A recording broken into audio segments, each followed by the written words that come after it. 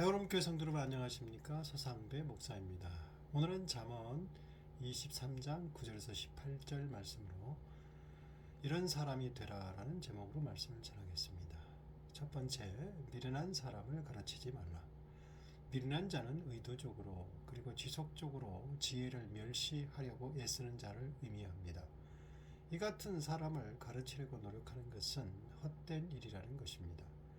이 같은 사람은 훈계와 가르침을 베푸는 자에 대해 조롱하거나 콧방귀를 뀌는 냉소적인 태도를 보이기까지 합니다. 두 번째, 고아의 소유를 빼앗지 말라고 합니다. 다시 한번 땅의 경계석을 바꾸는 일과 법적인 약점을 가진 자의 재산을 빼앗는 것을 경고하고 있습니다. 고아는 아버지가 없기에 재산상의 법적 불이익을 당하기 쉬운 약자였습니다.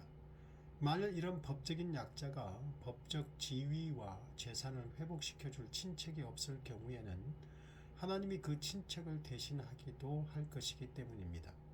하나님은 고아와 과부에 대해 지대한 관심을 가지고 계시기에 그들이 당하는 억울함을 풀어주신다고 합니다.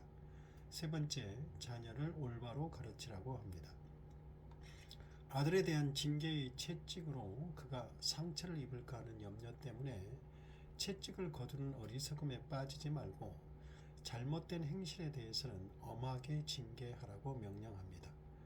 어린 자녀의 잘못된 행실을 바로잡지 않을 경우 더 큰 범죄에도 방치되어 결국에는 육체는 물론이고 그 영혼마저 멸망의 구렁텅이에 빠지고 말 것이라고 경고합니다. 네 번째, 지혜로운 행동을 하라고 합니다. 어릴 때부터 자녀를 징계함으로 올바로 가르치라고 했는데 자녀가 부모의 징계라는 긴장 속에서 올바른 선택을 한다는 것은 그 부모의 기쁨이 된다고 합니다. 자녀가 그 행실의 모범을 보일 때 부모는 마음속 깊은 곳에서 흘러나오는 진한 기쁨을 맛보게 된다는 것입니다. 다섯 번째, 하나님을 경외하라입니다. 죄인의 형통함을 부러워하지 말고 여호와를 경외하라고 명령합니다. 여호와를 경외하는 자에게는 그에 합당한 보응, 아름다운 결실이 있게 마련이라고 합니다. 구체적인 예를 들면 구약적 배경에서 볼 때 장수하는 것, 물질적 번영 등을 의미합니다. 여섯 번째, 숙취와 대식을 피하라고 합니다. 술이나 고기를 지나치게 마시고 먹는 자를 피하라고 합니다. 이런 행위는 앞에서 언급한 징계와 훈련이라는 문맥에서 볼 때 징계받지 않는 결과로 나타나는 양상입니다. 결국 징계를 통하여 삶의 구체적인 영역에 있어서 절제가 연습되지 않는 자와의 사귐을 금하라는 권고입니다. 일곱 번째, 부모의 가르침에 주의하라. 부모의 훈계에 귀를 기울여야 할 이유는 그들이 갖고 있는 풍부한 삶의 경험 때문입니다.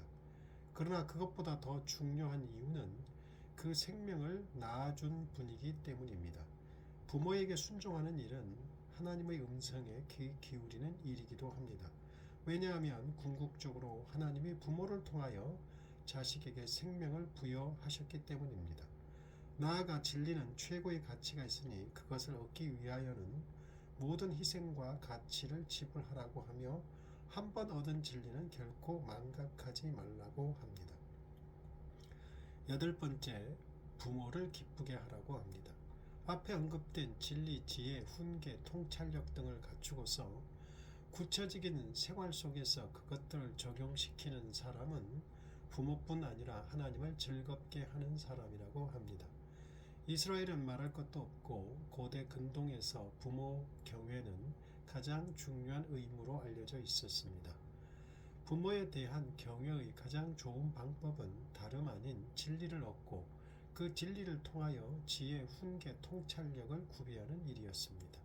아홉 번째, 음행을 저지르지 말라고 합니다. 음란한 여인은 깊은 구렁이나 좁은 함정 같아서 한번 빠지면 헤어나오기가 대단히 힘든 것인 바 음란한 여인의 유혹에 빠지는 것이 얼마나 위험한 일인가를 경고합니다. 결국 음란한 여인의 유혹에 빠지면 하나님의 율법을 멀리하는 패역한 범죄자가 될 뿐이라고 합니다. 10번째, 마지막으로 술 취하지 말라입니다. 다음과 같이 술 취함의 결과를 상세히 묘사하며 술 취함을 강력하게 경고합니다. 술로 인해 재난, 근심, 다툼, 탄식, 원인 모를 상처, 눈의 충혈 등을 입을 수 있을 것이라고 나열하며 경고합니다. 술을 좋아해서 술집 이곳저곳을 찾아다니는 애주가가 되거나 부드럽게 넘어가는 고급 포도주에 취하여 폭주를 하게 되면 독사에 물려 치명적인 위험에 처하게 되는 것과 같다고 경고합니다. 술 취한 자는 감각과 판단이 마비되어 눈에는 괴이한 것만 보이고 입에서는 허튼 소리만 하게 되어 방탕한 자가 될 것이라고 합니다. 술 취한 자는 마치 바다 가운데 누운 자처럼 감각이 마비되어 자신의 몸이 상하는 줄도 모르게 된다고 합니다. 이런 모습이 마치 위태로운 돛대 꼭대기에 누운 것과 같이 위험하다고 합니다. 실제로 술 취하여 넘어지거나 사고를 당해 장애를 입거나 죽임을 당하는 사람이 많습니다. 술 취한 자에 대한 본문의 묘사는 술에서 깨자마자 다시 술을 찾겠다고 하는 무서운 알코올 중독 증세에 관한 것으로 끝이 납니다. 이쯤 되면 이제 사람이 술을 먹는 것이 아니라 술이 사람을 먹는 형편이 되어 구제하기 힘든 상황에 이르게 됩니다. 기도하겠습니다. 하나님 아버지, 우리가 하나님을 믿고 하나님을 섬기며 우리 일상생활에서 해야 할 일과 하지 말아야 할 일을 분명히 구분하며 훈련이 되게 하여 주옵소서. 우리가 하나님의 말씀의 징계를 받아 잘 훈련되어 하나님의 성숙한 사람으로 계속해서 자라가게 하여 주옵소서. 특별히 술을 가까이 하지 않게 하여 주옵소서. 예수님 이름으로